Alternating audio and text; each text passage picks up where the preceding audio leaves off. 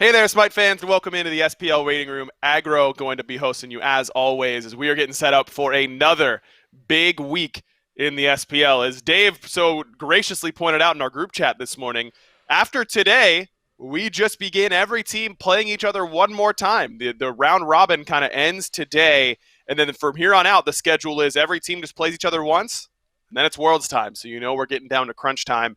And that means that this run that E United is on is more important than ever.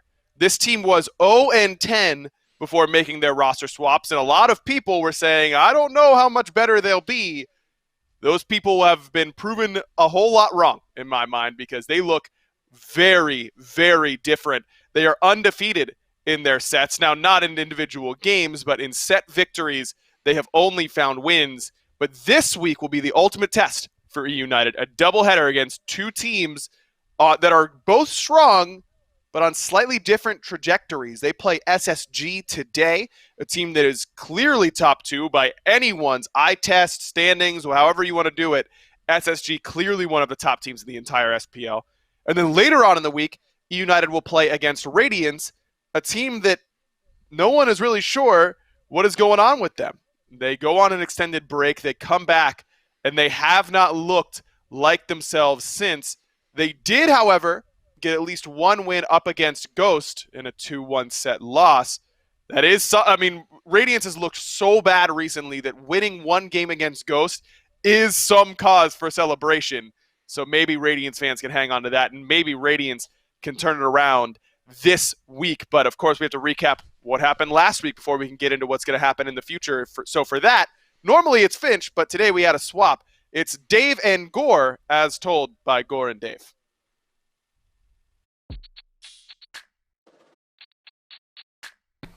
Welcome in, everybody, to another weekly recap where normally Finch and I write the scripts for one another, and Finch and I will read each other's scripts. This week, Finch and I did write the scripts, but Goremizer is playing the role of Finch this week for the Week 9 recap. It was a fantastic week in the SPL, and Gore will get us started in letting us know how it went. That's right, the first game we had was a triple header on Friday. SPL games, a doubleheader there for Radiance, who played their first of 3 games this weekend against PK Friday afternoon. This matchup was wildly important for Radiance to get back on track after a 2-game loss streak heading into the set. Unfortunately for Radiance, only one game was particularly close, as the Knights blew out Radiance in 2. When Ghost has been looking as strong as ever lately, while Sanguine have been struggling, to put it lightly. Their top 4 spots, solidified since early in Phase 1, was in jeopardy. Ghosts are among the hardest teams in the league to try and break out of a slump against, but Sanguine sure put in a good effort. And that is Radiance versus SSG was our next set. And though this normally is one of those sets you mark on your calendar, it ended up being pretty one-sided. Radiance are in one of the biggest slumps we've seen from such a talented roster, and SSG are perhaps the worst team to face if you're not at 100%. This match had a little extra intrigue in it as well because Variety was facing off against his former team for the first time, That's right. and Baskin with E United were on a 2-game win streak. This set had 3 games written all over it, and in that regard, it did not disappoint. E United win a wild 3-game set, 2-1. PK come into the final set on Saturday versus Obey, knowing a win will help them crack the top 4 for the first time. Obey, who have been playing well lately, they come in equally motivated, trying to live up to the talk coming from the team. More and more sets go to 3 games these days, and this set was no exception. Close battle ends up going to the defending champs.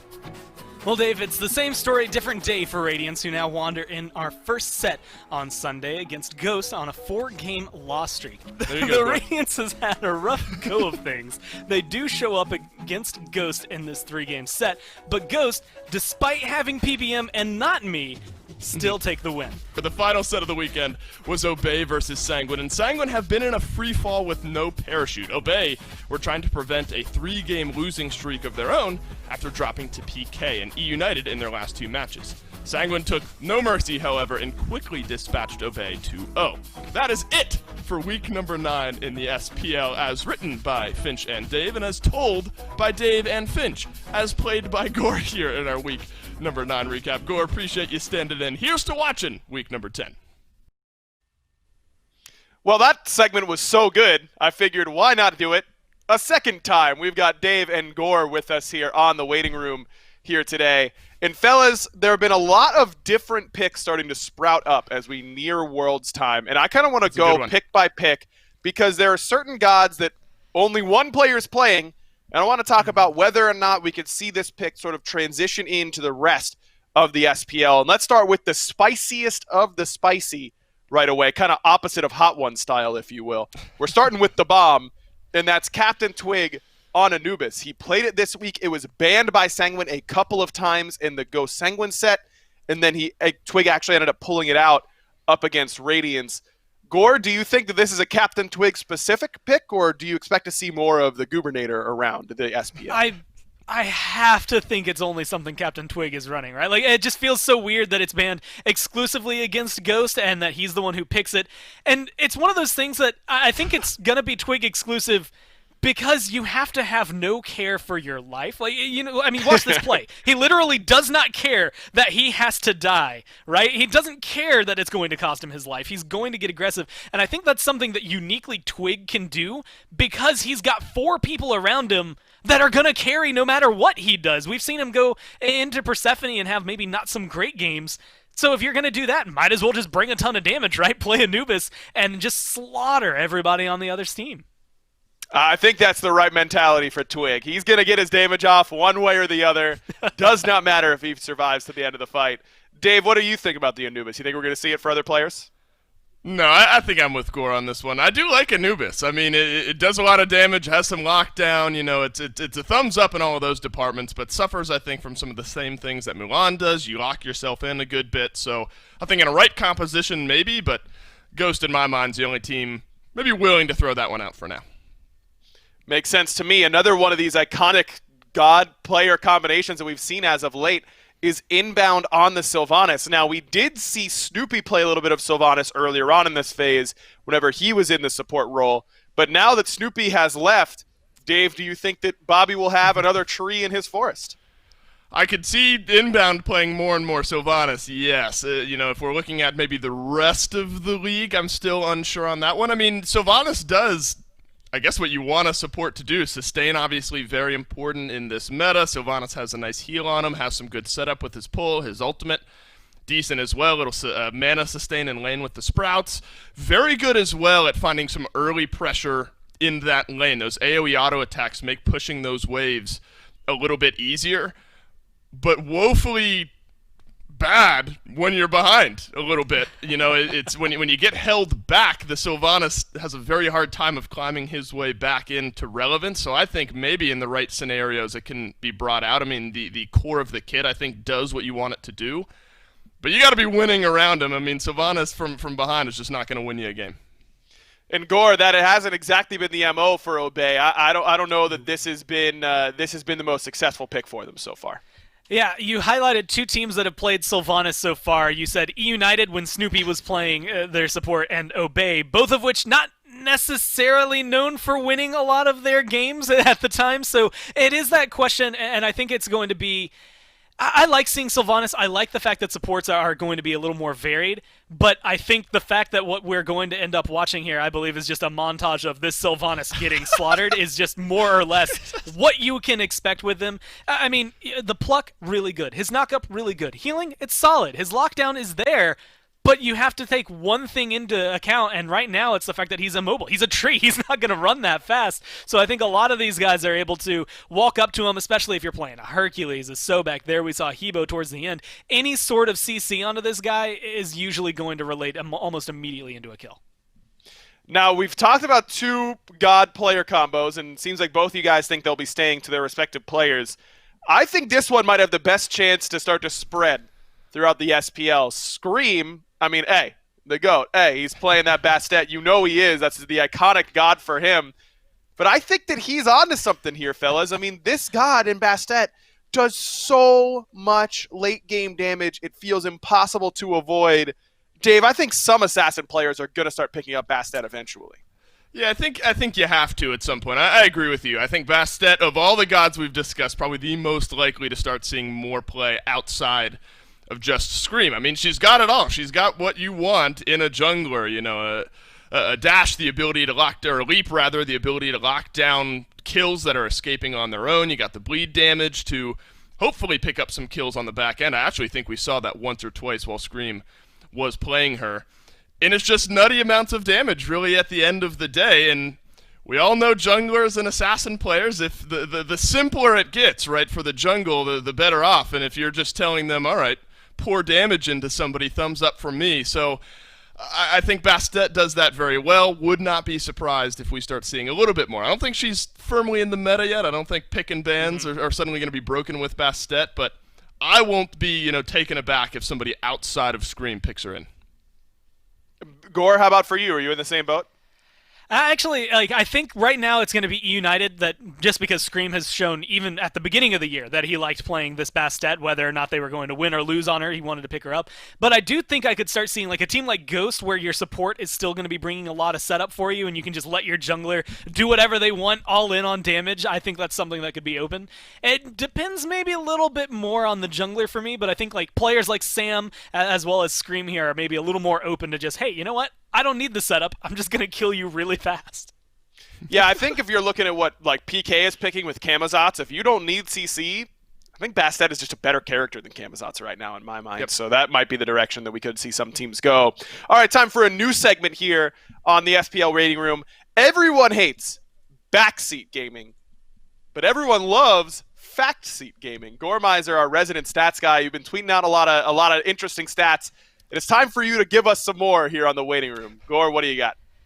Yeah, it's fun because once you do them every few weeks, you get a little bit more. And so I got 3 for you today. I might throw a secret fourth one in because I just noticed it on my left monitor. But the first one, I'm actually going to pose it as a question. So right now, Sam is leading the league in kills. And I just want to know, if you guys were going to ballpark it, how far ahead do you think he is? If you do like a multiple of 5, I'll tell you which one's closer. Am I allowed to know? Dave, since I'm hosting the show, what was that? I was wondering if I was allowed to know who was in second place. I don't know if that really makes a difference, but I think am curious. it's Cherio. I'd have to go look. I think it might be Cherio. At any rate, that sounds about right. Yeah, you have to go first, Dave, because I'm still in the host seat, even though Gore's hosting the segment, and so you have to do what I say. Okay, then that seems fair enough. Okay, so how many kills, a multiple of 5, is Sam above the second place kill leader in the league? Okay, 20. I'm gonna go. Are these Price is Right rules, Score? Wait, Yeah, sure. You could cut the under. What did you say, 19? No, okay, yeah, no. I'm not gonna do that. I'm not gonna do that. I'm gonna say that Sam is 30 kills over Cherio. You're a lot closer. Dave, 20 is pretty far off the mark. He's 39 kills ahead of the next highest. I was actually upset because I was like, man, all he had to do last week is get one more and it'd be a perfect 40. But we'll have to keep our eyes on him. At least in Phase 2, he's got 174 kills, the mad lad has been going through. And it actually was Scream. I misspoke. I knew it was another jungler who's there a little further behind him. But the fact that it's such a large gap, it just blew my mind over there in the jungler. And that's why I think, hey, relating back to the last segment, Bastet could be good there for Sam if it's working out for Scream. But the second one is there's one team right now in the league that does not have a player, just an individual player who has accrued over 100 kills throughout the phase. Who do you think it is? You can tell that United and Ghost aren't on the list because of Scream and Sam. But among the other teams, who do you think doesn't have a player with over 100 kills? I'm gonna go first here, Dave, because again I get to make the rules. So I'm gonna go Obey Alliance here. I think they have the most spread amongst their kills, if I had to guess. Yeah, I'm trying to think of like kind of low kill games here. I mean, am I allowed to agree with aggro? I mean, is that allowed in this universe? Sure. Much less in the segment. All right, I'll double down with aggro here. I think Obey. Half credit for me, says production. I'll take half credit if it's right. Well, it is Obey as it comes through. I think Wolfie's pretty close to getting there, but the rest of them just haven't quite broken through. Last week, I had actually prepared this segment, and last week, Sanguine were also on this list, but they were able to pick up just the right amount of kills in order to get themselves up there. And I think it is on the right line of thought for you, Dave, as to who had long games where they win, but maybe don't get them. Sanguine's on that list. But Wukong played 8 games last week. This is the third one, and technically the final one. How many do you think he won? We've been talking a lot about him being up there with Amaterasu for solo lanes. How many did he win? How many did he lose? Now, you tweeted about this, right, Gore? I think I saw the tweet. I think I did, yeah. and this is a good test of my reading comprehension. Dave, put the phone down. No phones. Come on now. No lifelines allowed. I'm going to say Wukong. I know it was a bad number. I know he did not win a lot of games. I'm either going to go with 1 or 2, and I'm going to say he's worse. I'm going to go 1. I think he got 1 win last week. I think he won 3 games last week. Well, you split the difference, right? You went on one side for 1, 3 on the other. He was right there at 2. He lost 6 of his 8 games last week. Not a really good showing for him, unfortunately. Even though he's been picked by a lot of these teams, and often, like, it's kind of weird to see him being up there, even above Amaterasu. And the one bonus fact I had, because we were talking about Anubis, I decided to look at it. He was banned 3 times last week. Here are some gods that didn't get banned as much as Anubis: Olara, King Arthur, Nemesis, and Aphrodite. That's insane to me, and that's I yield my segment because that just blows my mind. I yield my time. Gore drops the mic with another sick fact right at the very end of facts he gave it. Thanks for running it, Gore. And Dave, get wrecked. Yeah, that's easy for me, is I guess what I'm going to say there. We're going to take a quick break here on the SPL waiting room. We'll be right back in order to prep you for this week in the SPL. What is something about Ganesh that you three know competitively is something he's able to do that someone who's just now picking him up or trying to learn support with Ganesh specifically just wouldn't understand as well? And so I think, Raffer, I'm going to jump to you. Like, what is something that you would tell someone who is just now learning Ganesh? I would say that with the ult, if you look at the hitbox, there's 4 hard walls, in each corner, and you can use them to body block and kind of keep them stuck on the cage, sort of thing. So I'd recommend going into jungle practice, going against the bots, and then there's an Odin bot that runs up and down. Just try and practice the ult on that, because you can actually body block him, so he's stuck into the corner. It kind of bugs out.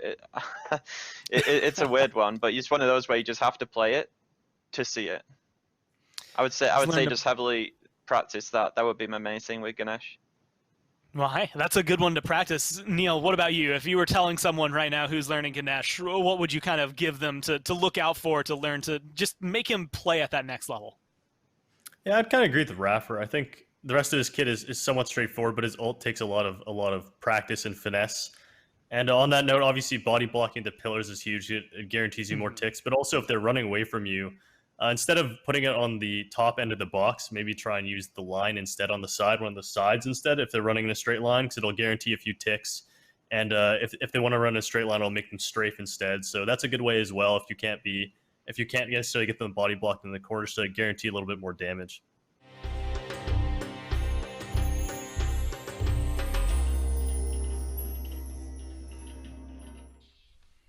As we said at the top of the show, Radiance has been struggling as of late, and that is news to nobody who's watched the last few weeks of the SPL. 0-5, I believe, for Radiance since they've come back. Fellas, what needs to change for this team? Gore, we can start with you. What do you think the biggest deal is right now for Radiance?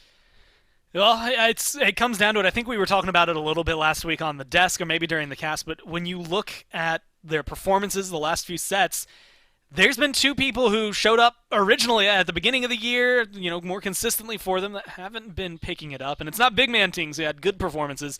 It's Adapting and Aurora. They're kind of having some off weeks. They're not playing, to the style we think they normally play to, up to the level we are kind of expecting out of them. So I'm a little on the fence about them. But I also do come into it with maybe some of the same mentality that the Knights had, as we talked to like Zapman a little bit earlier this year, where if you're losing games right now, a 5-loss streak isn't that great, but at the same time, you'd rather get those out now than in, a few months when you're trying to fight for a world championship, right? So I think they're in this position where maybe they're trying some things out, maybe they're testing it, they're picking up a lot of Kepri, Terra has been a big choice for them, and it's not their usual picks, but I like the idea, at least for me, that maybe they're just trying things out, and they haven't quite fallen as far as we think they have. Yeah, Dave, I think that a lot of people are probably thinking that this team will be fine, and I'm in that same camp. Clearly their ceiling very high, but something I think in the culture of this team has to change at some degree. That seems to be the big thing for me, that their mental game seems to be a little bit off right now. Yeah, let me preface this by, I have no ears kind of in the back room, but it just seems like a recommitment sort of thing. Obviously some downtime, missed a few games, starting to remake those games now. I still think this team is going to be fine, but it's kind of getting back into the swing of the SPL, I think. They've lost 5 straight. 3 of those went all 3 games, so they've definitely been on the doorstep of maybe finding some wins. But I think I agree with you there, where it's just sort of all right, take a deep breath. Let's re-engage, I suppose, really deeply back into the SPL, get this train kind of back on the track. So I think it's little inconsistency, toughness closing out some of these sets, but this team will be fine. Well, they got to turn it around soon if they want to keep their spot in the standings, because they have been caught by 2 teams. Both Pittsburgh Knights and Sanguine have now caught up to Radiance in the standings. With the way that teams like Renegades, E United, and Obey are playing, they are not safe sitting at 7 wins, because it looks like those teams are surging on the bottom end. Only a few games left, though. I mean, only a couple weeks left in the SPL season, so I don't know if it's even mathematically possible for a team like Obey to catch and surpass, but it would have to be a win-out sort of situation for them while Radiance loses out, and I just don't think that that's going to be the case for those teams. Remember, every team still has to play each other one more time before the season is over with, so Radiance still in control of their own destiny in a lot of ways when it comes to their standings, at least below SSG and Ghost. They got to start this week. Let's take a look at this week's schedule. They've got E United this week, I know that. They've got Sanguine to start us off here this morning, or this afternoon, I should say. It's a pretty big week for Radiance, pretty big week for E United as well, fellas. Double headers against SSG and Radiance. I'm excited to see your predictions overall, but what do you think? I mean, E United, do you think they're good enough to really take down Space Station, Gore? Man, I want to have that belief, but it's just so hard to bet against Space Station right now. Like, the fact that they've only lost to Ghost, I feel like that's a set that could go 3. I can see E United definitely showcasing that they do belong way higher in the standings than they are right now because of the roster changes, but I don't know if they're going to be the second team this phase to take down SSG. Not just yet. Have to wait and see. Let's see what our predictions are looking like for this week. I know I went SSG, but I did have to think about it for a little bit on that one. Couple tough weeks for the boys, but God. I'm climbing up. Hey, I'm getting back towards that 70% mark. Gore and Hinduman and Finch already up there. As per usual, though, Mifflin stays below the community, and I want to make sure that everyone knows that I care less about me winning and more about Mifflin losing. That's important to me. And I think that he is going to be losing this week. That is a great call on his predictions. Obey across the board for Mifflin this week, I suppose.